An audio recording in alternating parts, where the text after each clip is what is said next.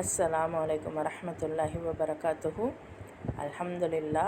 நம்ம தொடர்ந்து திருக்குரானை 62வது நாளாக பார்த்துக்கிட்டு இருக்கோம். அல்ஹம்துலில்லா.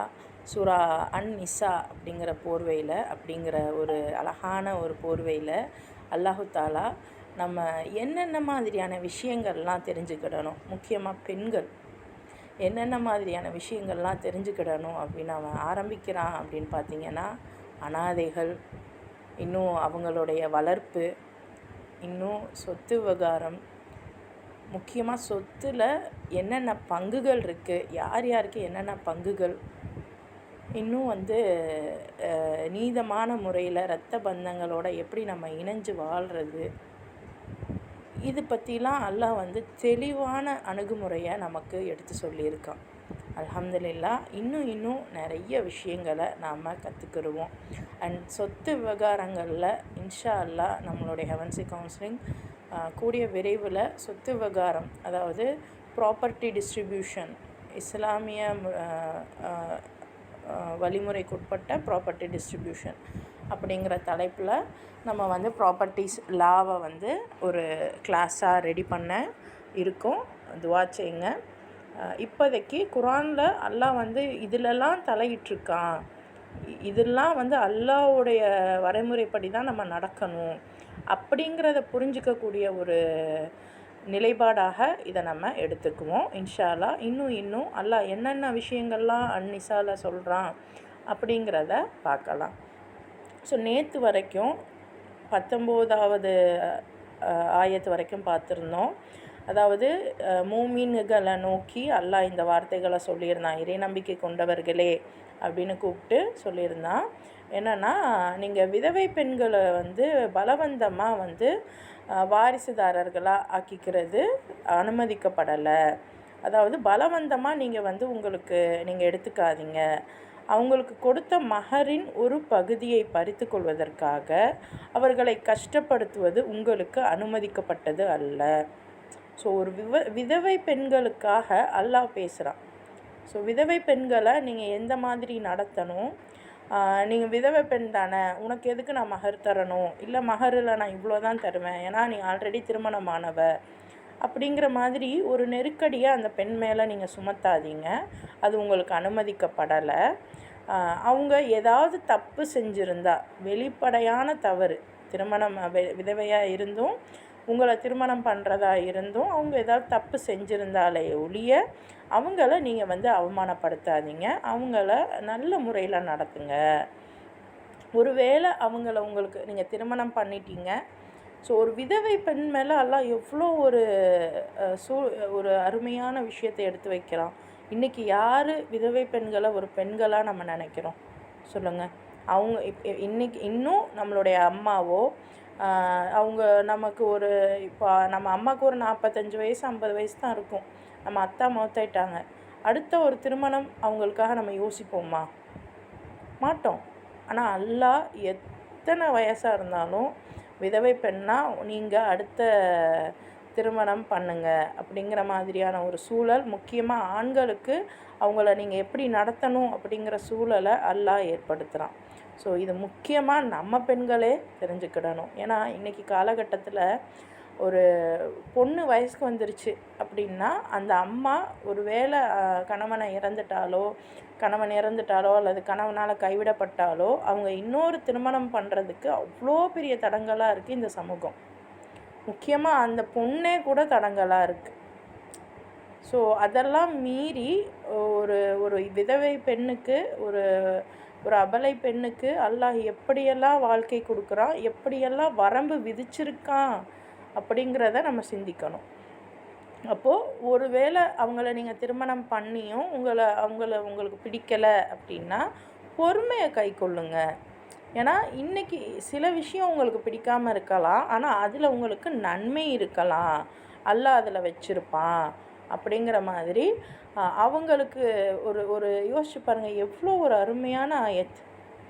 ஒரு சொந்த மகளை, இதுக்காக நம்ம இறைவனுக்கு மகள் இருக்கிறதாக நம்ம அர்த்தம் இல்லை, ஒரு சொந்த மகளுக்கு அவங்க அத்தா எந்த அளவுக்கெல்லாம் ஒரு நல்லது நினப்பாங்களோ அதை விட 1000 மடங்கு நன்மை நினைக்கக்கூடியவன் தான் இறைவன். ஸோ பெண்கள் மீது அவ்வளோ ஒரு இன்றைக்கி எந்த மனிதனாலையும் இந்த மாதிரியான ஒரு சட்டத்தை கொண்டு வர முடியாது. இப்போ நபி ஸல்லல்லாஹு அலைஹி வஸல்லமும் அவங்களுடைய மன இச்சைப்படி இந்த விஷயங்களை கொண்டு வந்தாங்களா அப்படின்னா அதுவும் கிடையாது. அல்லாஹ் நேரடியாக இறக்கியிருக்கான். ஸோ அப்படி இன்னும் இந்த சூரா அந்நிசால என்னெல்லாம் அல்லாஹ் சொல்லியிருக்கான் அப்படின்னு பார்க்கலாம். 20வது அத்தியாயம் பாருங்கள். وَإِنْ أَرَدْتُمُ اسْتِبْدَالَ زَوْجٍ مَكَانَ زَوْجٍ وَآتَيْتُمْ إِحْدَاهُنَّ قِنْطَارًا فَلَا تَأْخُذُوا مِنْهُ شَيْئًا أَتَأْخُذُونَهُ بُهْتَانًا وَإِثْمًا مُبِينًا. வஇன் அரதத்தும் நீங்கள் நாடினால் இஸ்தப்தால் மாற்றுவதற்கு ஜவுஜின் ஒரு மனைவியை இன்னொரு மனைவியிடத்தில் மக்கான ஜவுஜின் ஒரு மனைவியை மாற்றி இன்னொரு மனைவியை நீங்கள் கொண்டு வர நினைக்கிறீங்க அப்படின்னா வஆத்தைத்தும் நீங்கள் கொடுத்தீர்கள் இஹ்தாஹுன்ன அவர்களில் ஒருத்திக்கு கின்தாரன் குவியலை ஒரு குவியலையே கொடுத்துருந்தாலும் ஃபலா தாஹுது எடுக்காதீங்க, அதிலிருந்து எடுக்காதீங்க. அதாஹுதூனஹு அதை எடுக்கிறீங்க அப்படின்னா புகுதானன் அபாண்டமாக இன்னும் பாவமாக பகிரங்கமான முபீனாக்கு 2 வகையான அர்த்தம் உண்டு. ஒன்று நீங்கள் அதாவது ரொம்ப ஓப்பனாக எடுக்கிறது, தெளிவு, ஓப்பன், இதெல்லாம் முபீனன் தான். சரி, ரொம்ப ஓப்பனான ஒரு விஷயம்.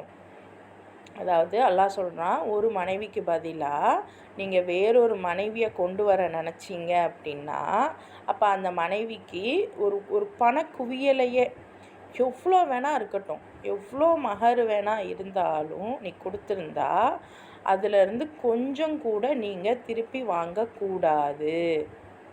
அந்த மகரை வாங்கணுங்கிறதுக்காக அவதூறு கூறியும் வெளிப்படையாக கொடுமை இழைத்தும் அதனை திரும்ப பெறுவீர்களா? அல்லாஹ் கேட்குறான். ஏன்னா இன்றைக்கி சூழலில் உங்களுக்கு நீங்கள் பிடிக்கலைன்னா, இன்றைக்கி நமக்கு என்ன ஆயிடுச்சு, பிடிக்கலைன்னாலும் கொடுமைப்படுத்தினாலும் அல்லது வேறு எதுவும் சரியான முறைப்படி இல்லைன்னாலும் கணவன் மனைவினா நீ கடைசி, அதுவும் புள்ளன்னு ஒன்று வந்துருச்சுன்னா கடைசி வரைக்கும் வாழணும். அல்லது இன்னும் ஒரு படி மேலே போய் என்ன ஏதுன்னு சம்பந்தமே இல்லாமல் உடனேயே பிரிஞ்சிடணும். 2 எக்ஸ்ட்ரீமான ஒரு சமூகமாகத்தான் நம்ம இருக்கோம். ஒன்று பிடிக்கலன்னாலும் வேறு வழியே இல்லாமல் வாழக்கூடிய ஒரு சமூகமாகவும், இல்லை புரிஞ்சுக்கிறதுக்கு முன்னாடியே பிரியக்கூடிய ஒரு சமூகமாகவும் தான் நம்ம இருக்கோம். ஆனால் அல்லாஹ் சொல்கிறான், இடைப்பட்டு நீங்கள் இருங்க, நடுநிலையாக நீங்கள் இருங்க அப்படின்னு. 2 எக்ஸ்ட்ரீமுமே தப்பு தான். ஸோ ஒரு மனைவி இல்லை உங்களுக்கு அந்த மனைவி செட் ஆகலை அப்படின்னா நீங்கள் அவங்கள விட்டுட்டு வேறு மனைவியை திருமணம் பிடிக்கணும்னு நீங்கள் நினைக்கிறீங்க அப்படின்னா அந்த மனைவியை நீங்கள் தாராளமாக விலக்கிடுங்க. ஏன்னா நீ கம்பல்சரி இவளோட தான் வாழணும் அப்படின்ற ஒரு நிலைப்பாடு வந்தால் அந்த மனைவிக்கு அந்த ஆணால் ஏகப்பட்ட பிரச்சனைகள் வரும். இன்றைக்கி நம்ம பார்க்குறோம், இந்த சமூகத்தில் ஏற்பட்ட இது தமிழ் கலாச்சாரமா அப்படின்னு யோசிச்சா கூட தெரியலை நமக்கு. முன்னாடி இப்படி தான் இருந்துச்சா என்னன்னு நமக்கு தெரியலை. இவங்க சொல்லித்தராங்க, அதை அப்படியே ஃபாலோ பண்ணுறோம். ஆனால் உண்மையிலேயே ஒரு வேளை அந்த மாதிரி இன்றைக்கி நம்ம நிறைய பார்த்துருப்போம். மனைவியவே கொன்னுடுறாங்க, இல்லைன்னா வீணான பழி சொல்கிறாங்க. அந்த பிள்ளை ஒன்றுமே செஞ்சுருக்காது ஆனாலும் பழி சொல்கிறாங்க. அப்போ இவ்வளோ கஷ்டப்பட்டு நீங்கள் ஒருத்தருக்கு ஒருத்தர் மனசு நோந்து நீங்கள் இருக்க தேவையில்லை அப்படின்னு அல்லாஹ் என்ன பண்ணுறான், ஒரு வேளை உங்களுக்கு இது செட் ஆகலை அப்படின்னா நீங்கள் பிரிஞ்சிருங்க. அதுக்கு மகராக நீ அந்த பொண்ணுக்கு எவ்வளோ கொடுத்துருந்தாலும் பாருங்கள், பணக்குவியலையே கொடுத்துருந்தாலும், அப்போ இதுலேருந்து நமக்கு புரிகிறது, ஒரு பெண்ணுக்கு மகர் நீங்கள் அதிகமாக கொடுக்கணும். உங்கள்கிட்ட இருக்கிறதில் அவள் என்ன கேட்டாலும் நீங்கள் கொடுக்கணும். நீங்களா அண்ட் அதே மாதிரி இன்றைக்கி நம்ம சமூகம் நம்ம ஜமாத்து முடிவெடுக்கிற மாதிரி ஒரு 1000 ரூபாவோ 2000 ரூபாவோ 1 பவுனோ 2 பவுனோ அப்படின்னு நீங்கள் கொடுக்கக்கூடாது. ஸோ எவ்வளோ மகர் நீங்கள் கொடுத்துருந்தாலும் திருப்பியும் அவகிட்ட நீங்கள் வாங்கிறதுக்காக அவளை நீங்கள் அவதூறு கூறுறதோ அல்லது கொடுமைப்படுத்துகிறதோ கூடவே கூடாது அப்படிங்கிறான். கொடுத்த மகரையே நீங்கள் அதுவும் வேணான்றப்ப வாங்காதீங்க அப்படின்னா இன்றைக்கி நம்ம சமூகம் என்ன ஆகுது? அந்த பொண்ணை வரதட்சணை கேட்குறோம், அந்த பொண்ணு போட்டு வர நகையை நம்ம அடகு வச்சு நம்ம எது வேணால் பண்ணுறோம்.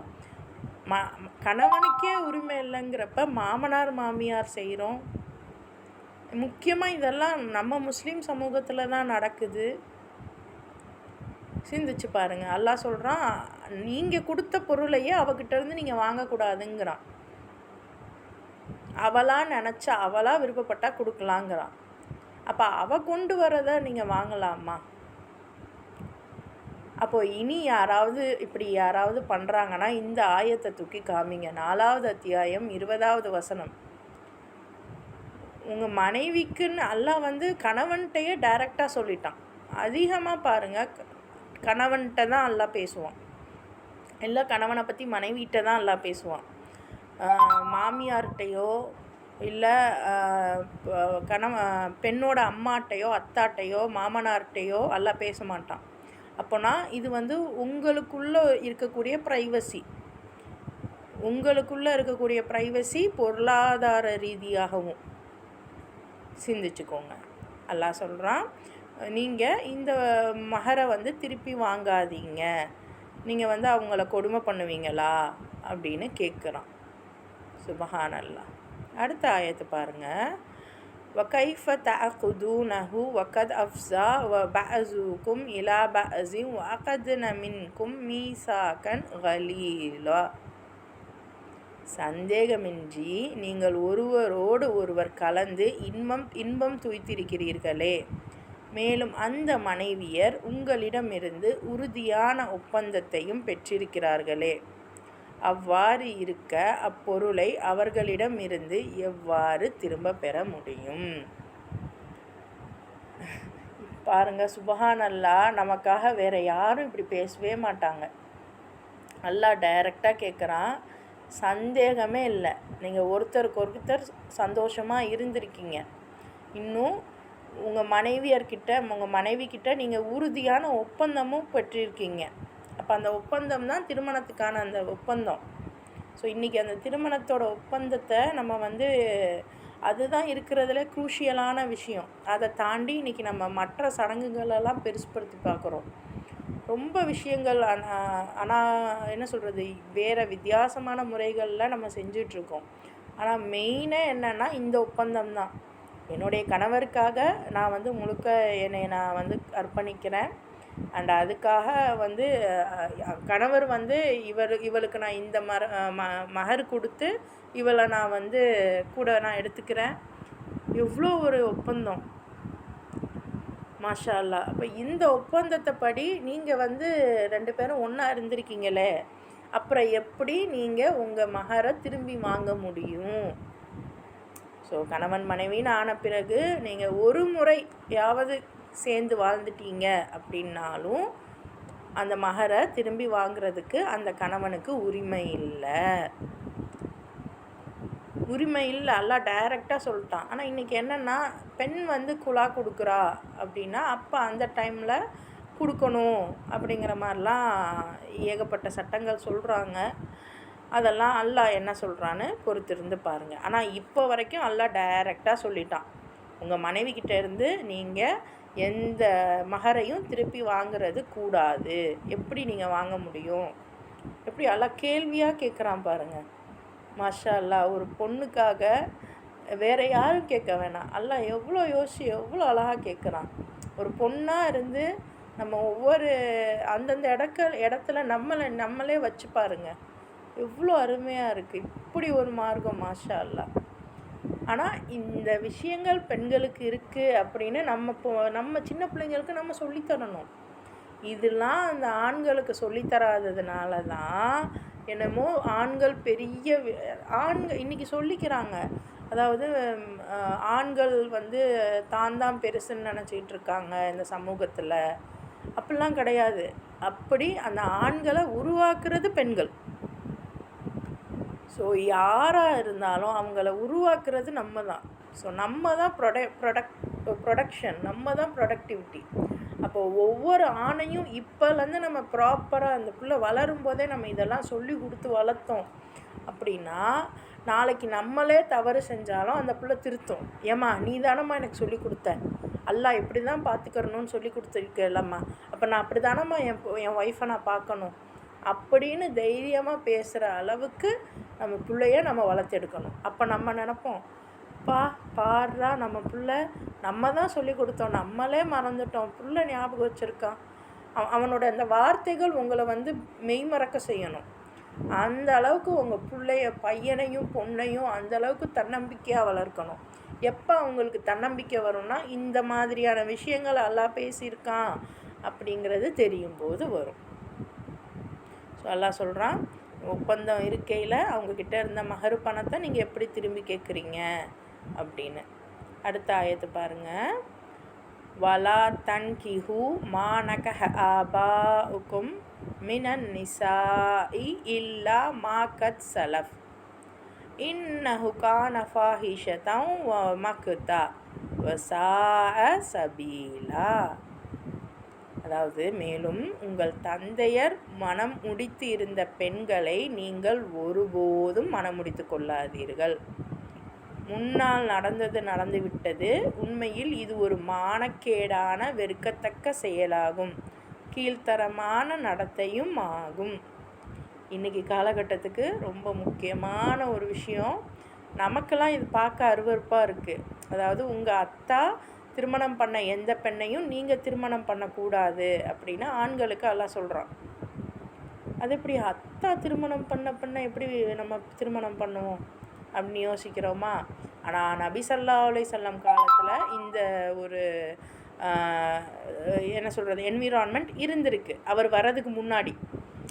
அப்போ அந்த சீர்திருத்தம்லாம் தான் கொண்டு வந்தது. அப்போது இப்போ இதே மாதிரி பண்டைய காலங்களில் ரோம சாம்ராஜ்யங்களில் இன்னும் மற்ற இதிலெல்லாம் இந்த மாதிரியான ஒரு தவறான செயல்களை நம்ம பார்த்ததுண்டு, வரலாறுகளில் இருக்குது.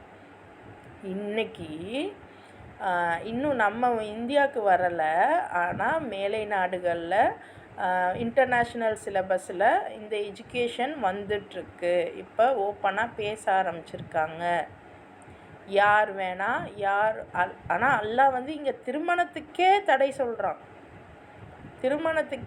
சொல்கிறான். ஆனால் திருமணம் இல்லாமல் யார் வேணால் யார் கூட வேணால் சந்தோஷமாக இருக்கலாம் அப்படிங்கிற மாதிரியான ஒரு கல்வி முறை வர ஆரம்பிச்சிருச்சு. வெளிநாடுகளில் வருது. அப்போனா கூடிய சீக்கிரம் நமக்கும் வரும். இன்றைக்கி நமக்கு அதெல்லாம் தெரியும். பட் நமக்கு வரும்போது நம்மலாம் வந்து ரொம்ப வயசானவங்களாக இருப்போம் அல்லது இறந்துருப்போம். அப்போ அதெல்லாம் வரும்போது அது புரிஞ்சுக்கிற அளவுக்கு அந்த பிள்ளைங்களுக்கு மனதிடம் வேணும். தவறான விஷயத்துக்குள்ளே நம்மளை கூப்பிட்டு போகிறாங்க அப்படின்னு மனதிடம் வேணும் அப்படின்னா அவங்களுக்கு இப்போவே சொல்லிக் கொடுக்கணும் நம்ம. அதாவது இது வந்து ப்ராக்டிக்கலாக வரக்கூடிய ஒரு விஷயமா, ரொம்ப பெரிய விஷயம் நடந்துகிட்ருக்கு. அதாவது அம்மா குழந்தைங்க, அத்தா மகள்கள், இன்னும் அண்ணன் தங்கைகள், இப்படி ரொம்ப ரொம்ப அழகான உறவுகளை கூட ரொம்ப மோசமான நிலைக்கு இழுத்துட்டு போகக்கூடிய சமூகமாக நம்ம சமூகம் மாறி வருது. இது தெரியாமல் இருந்தீங்கன்னா உங்கள் குழந்தைங்களுக்கு நீங்கள் வந்து அவேர்னஸ் கொடுக்க முடியாது. ஆனால் அந்த மாதிரி ஒரு சமூகம் மாறி வருது. ஏன்னா ஒரு காலத்தில் அந்த ஒன்றும் இல்லை, ஒரு ஆண் அல்லது பெண் சேர்ந்து ஒரு காதல் காட்சிகள் அந்த மாதிரிலாம் நடிக்கிறாங்க அப்படின்னா நம்ம அருவருப்பாக பார்த்தோம், இல்லைன்னா ஏளனமாக பார்த்தோம். இன்றைக்கி அது சர்வசாதாரணமாக ஆகிடுச்சு, நம்ம கண்ணு முன்னாடியே ஆகிடுச்சு. இதே மாதிரி என்ன விஷயமும் ஆகும். அதனால தான் இதெல்லாம் உங்கள் குழந்தைங்களுக்கு சொல்லி வளங்க. அதாவது அல்லாஹ் அழகா, ஏன்னா இதெல்லாம் என்றைக்கும் நடக்கும்னு அல்லாஹ்க்கு தெரியும். இதெல்லாம் அன்னைக்கு மட்டும்தான் மாறுச்சு அப்படின்னு இல்லை, இன்றைக்கும் மாறணும். அதுக்காக தான் அல்லாஹ் இன்றைக்கி இவ்வளோ வருஷத்துக்கு அப்புறம் நமக்கு இதை வந்து திருப்பியும் தோண்டி எடுக்க வைக்கிறான். அதாவது உங்கள் தந்தையர் மனம் முடிச்சிருந்த பெண்கள், அதாவது அம்மா, இன்னும் அத்தாவுடைய second wife, third wife, anyhow யாராக இருந்தாலும், ஸோ அத்தா திருமணம் பண்ண எல்லாருமே ஒரு மகன் திருமணம் பண்ண முடியாது. இது மானக்கேடான விஷயம் அப்படின்னு அல்லாஹ் ரொம்ப பகிரங்கமாக ஓப்பனாக சொல்லிட்டான்.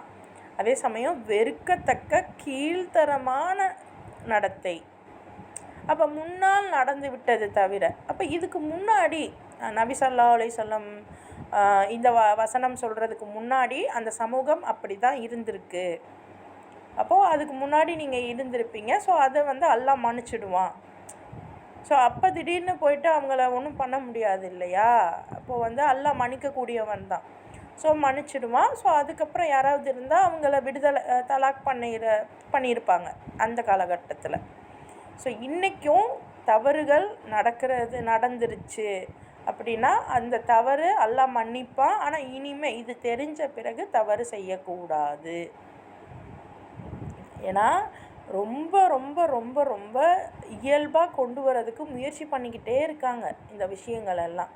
ஆனால் அல்லாஹ் மானக்கேடானது, வெறுக்கத்தக்கது, கீழ்த்தரமானது அப்படின்னு தெளிவாக எடுத்து சொல்லிட்டான். சரியா? அடுத்த ஆயத்து பாருங்கள். ஹுர்ரிமத் அலைக்கும் உம்மஹாத்துக்கும் வபனாத்துக்கும் வ அஹ்வாத்துக்கும் வ அம்மாத்துக்கும் வ ஹாலாத்துக்கும் வ பனாத்துல் அஹ்கி வ பனாத்துல் அஹி வ பனாத்துல் உக்தி வ உம்மஹாத்துக்குமுல் லாத்தி அர்ஸஅனாக்கும் வ அஹ்வாத்துக்கும் மினர் ரதாஅதி வ உம்மஹாத்துன் நிசாஇக்கும் وَرَبَائِبُكُمُ اللَّاتِي فِي حُجُورِكُم مِّن نِّسَائِكُمُ اللَّاتِي دَخَلْتُم بِهِنَّ فَإِن لَّمْ تَكُونُوا دَخَلْتُم بِهِنَّ فَلَا جُنَاحَ عَلَيْكُمْ وَحَلَائِلُ أَبْنَائِكُمُ الَّذِينَ مِنْ أَصْلَابِكُمْ وَأَن تجمعوا بين الأختين إلا ما قد سلف إن الله كان غفورا رحيما. பாருங்க, ரஹீம்னு வருது. அப்போ அல்லாஹ்வுடைய லவ் கிடைக்க போகுது. எப்போ கிடைக்குதுன்னு பாருங்கள். பின்வரும் பெண்களை மனம் புரிவது உங்களுக்கு தடை செய்யப்பட்டுள்ளது. ஸோ யார் யாரெல்லாம் தடை செய்யப்பட்டது அப்படின்னு அல்லாஹ் லிஸ்ட்டே கொடுக்குறான். உங்களுடைய தாய்மார்கள்னால் அம்மா மட்டும் இல்லை, அம்மா, சின்னம்மா, பெரியம்மா எல்லாருமே. உங்கள் புதல்விகள், உங்களுடைய மகள்கள், சகோதரிகள், அடுத்து உங்கள் தந்தையோட உடன் பிறந்த சகோதரிகள். ஸோ தந்தையோட உடன் பிறந்த சகோதரிகள்னால் மாமிங்க, உங்களுடைய மாமிங்க. உங்கள் அன்னையின் உடன் பிறந்த சகோதரிகள், அதாவது அம்மாவோட கூட பிறந்த சகோதரிகள்னால் சாச்சி, பெரியம்மா அந்த மாதிரி. மேலும் சகோதரனின் புதல்விகள், அதாவது அண்ணன் புள்ள. இப்போ ஒரு பையன் இருக்கான், அவனோட அண்ணன் மக, அப்படி திருமணம் பண்ணக்கூடாது. அதே மாதிரி அக்கா மக, தங்கச்சி மக, அவங்களையும் திருமணம் பண்ணக்கூடாது. இன்னும் உங்களுக்கு பாலூட்டிய செவிலி தாய்மார்கள், இப்போ உங்களுக்கு பால் ஊட்டக்கூடிய செவிலிகள், அவங்களையும் நீங்கள் திருமணம் பண்ணக்கூடாது. அப்போ நீங்கள் யார்கிட்ட பால் குடிச்சிங்களோ அவங்கக்கிட்ட பால் கொடுத்த மற்ற சகோதரிகள், ஸோ பால்குடி சகோதரிகள். மேலும் உங்கள் மனைவியரின் தாய்மார்கள், மாமனார், மாமியார்.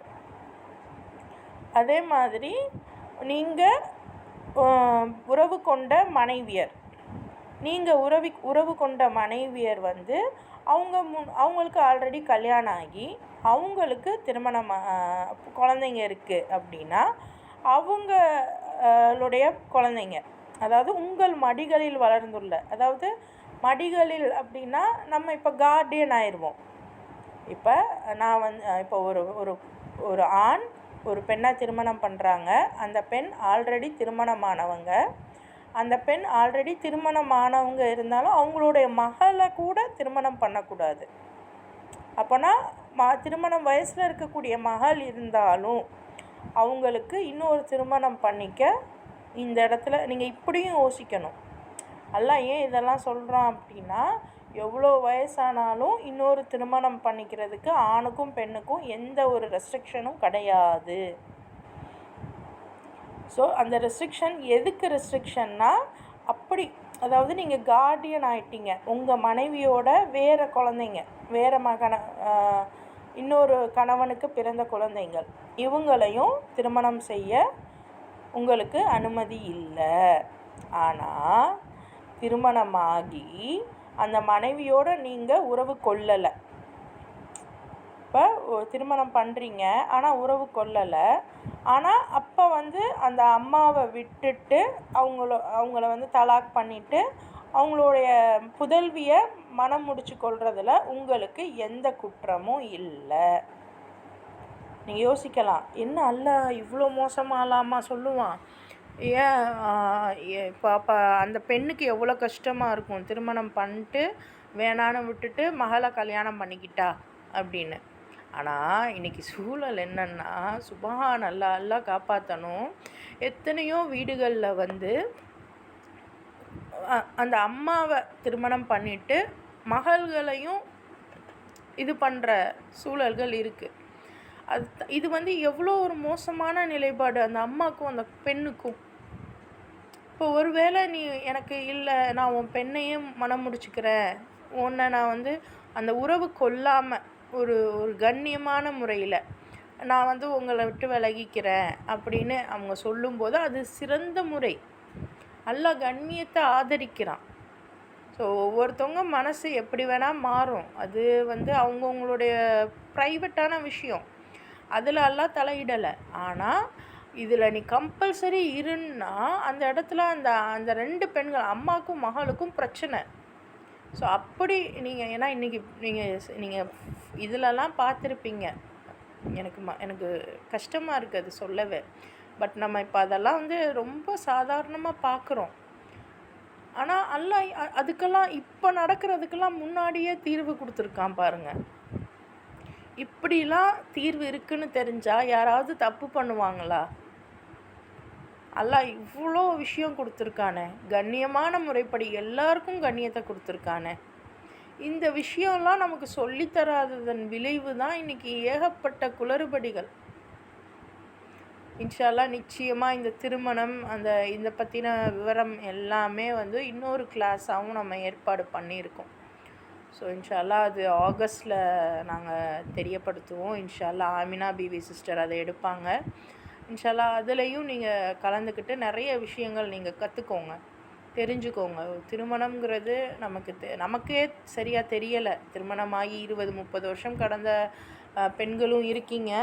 ஆனாலும் உண்மையான அந்த நிலவரங்கள் இஸ்லாத்தில் என்ன சொல்லியிருக்காங்க அதெல்லாம் ரொம்ப நிதானமாக குரானின் வழியிலையும் ஹதீஸின் வழியிலையும் இன்ஷா அல்லாஹ் நீங்கள் தெரிஞ்சுக்கோங்க. ஆனால் ரொம்ப சிறப்பாக அல்லாஹ் இந்த சூரா அன்னிசாவில் நமக்கு சொல்லிக்கிட்டே வரான். நீங்கள் திருமணம் பண்ணி அந்த மனைவியோடு நீங்கள் உறவு கொள்ளாமல் அந்த மனைவியோட புதல்வி உங்களுக்கு ஓகேனா நீங்கள் அவங்கள மனம் முடிச்சுக்கிறதுல எந்த குற்றமும் இல்லை. அதே மாதிரி உங்கள் முதுகு தண்டிலிருந்து பிறந்த உங்கள் புதல்வர்களின் மனைவியரை, அதாவது உங்கள் மகன்களுடைய, அதாவது அத்தாவுடைய மனைவியையும் திருமணம் பண்ணக்கூடாது, மகனுடைய மனைவிகளையும் திருமணம் பண்ணக்கூடாது.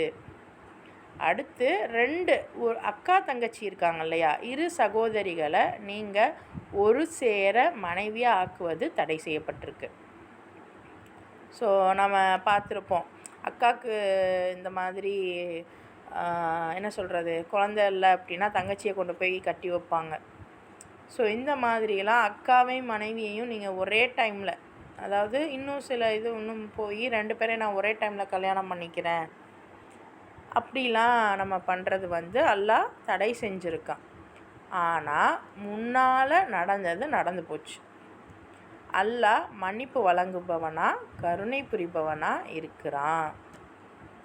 ஸோ அல்லாஹ்வுடைய லவ் வேணும் அப்படின்னா நம்மளுடைய லைஃப் ஸ்டைல், திருமண விஷயத்தில் நம்ம சரியாக நடக்கணும்.